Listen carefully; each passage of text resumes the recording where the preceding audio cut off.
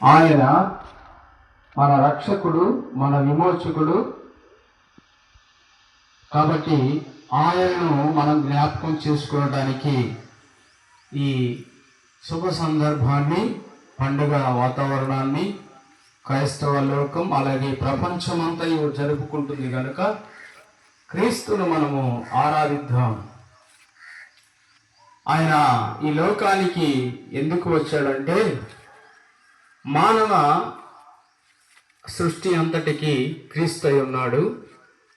క్రీస్తు తన స్వరూపమందు తన పోలిక చొప్పున మానవుని నిర్మించి ఈ భూమిపై సమస్తంపై అధికారం అనుగ్రహించి, సమస్తంపై ఆధిపత్యం అనుగ్రహించి, దైవ లక్షణాలు కలిగి, దైవ గుణాలు కలిగి, సృష్టికర్తను స్మరించుకుంటూ ఆయనను సేవించి ఆయన అడుగుజాడల్లో నడిచి ఆయన్ను మహిమపరచుటకు భూమి మీద మానవుడిని ఉంచాడు.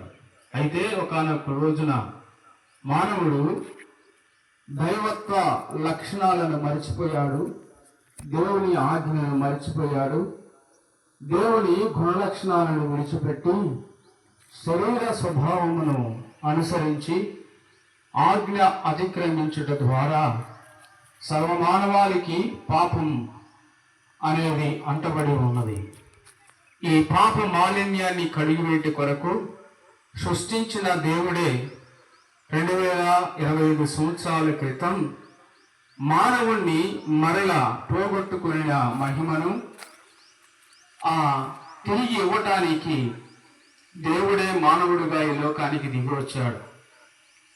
దిగివచ్చి ఆయన పరిశుద్ధుడిగా జీవించి ఇది మార్గము, ఇదే సత్యము, ఇదే జీవము, నా ద్వారానే తప్ప ఎవడనో పరలోక రాజ్యం వెళ్ళడని చెప్పి ఆయన సర్వమానవాళికి పాప క్షమాపణ నిమిత్తం పవిత్ర రక్తమును చిందించి పరిశుద్ధుడిగా పాపమును పరిహరించుటకు అధికారం కలిగిన వాడై మన ప్రధాన యాజకుడై ఉన్నాడు కనుక ఆయనను సేవించి ఏ మహిమనైతే పోగొట్టుకున్నామో, ఏ దైవత్వాన్ని అయితే మరిచిపోయామో, ఏ దైవత్వ లక్షణాలను మరిచిపోయామో, దైవ గుణాన్ని జ్ఞాపకము చేసుకుంటూ ఆయనను పురస్కరించుకుంటూ ఆయనను ఆరాధిస్తూ ఆ లక్షణాలను మనం అనుసరించి, ఆ గుణ లక్షణాలను మనం అనుసరించి మనము ఆయన వలె జీవించి పరలోక రాజ్య వారసులుగా కావుటకు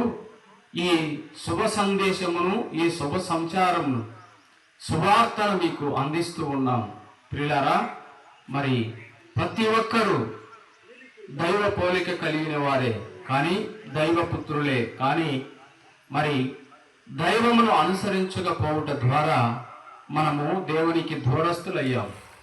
దూరస్తులైన వారిని సమీపస్తులుగా చేయట కొరకై సర్వశక్తిమంతుడు ఈ లోకానికి దిగి వచ్చాడు. కనుక ఈ రోజున ఆయన చెంత చేరి మనం పోగొట్టుకున్నవన్నీ మరలా పొందుకొని ఆయన నామాన్ని మహిమపరచి ఆరాధించి ఆయన గుణలక్షణాలను మనము ధ్యానించి అవలంబించవలసిన వారమై ఉన్నాం కనుక గమనించి, ఇదిగో బేతేల్ బ్రదర్ క్రిస్టియన్ అసెంబ్లీ అనే మరి ప్రార్థనా మందిరం ఏర్పడుతూ ఉన్నది. ఈ ప్రాంగణంలో మరి పెండాలం అనగా టెంట్లు వేసి మరి క్రిస్మస్ సందర్భంగా సువార్త అలాగే స్తుతి కూడిక, ఆరాధన కూడిక జరుగుతుంది కనుక మరి అందరికీ ఆహ్వానం తెలియపరిచాము. గ్రామంలో, పల్లెలో ప్రతి ఒక్కరికి ఆహ్వానం తెలియపరిచాము. పిలవబడిన వారు అందరూ దేవుని సన్నిధికి వచ్చి ఆత్మీయ మేలును పొందవలసినదిగా ప్రభువైన యేసుక్రీస్తు నామమున మనవి చేస్తూ ఉన్నాం. కొద్ది క్షణాల్లోనే స్తుతులు చెల్లించి ఆరాధన కార్యక్రమంలో ప్రారంభిస్తూ ఉన్నాం.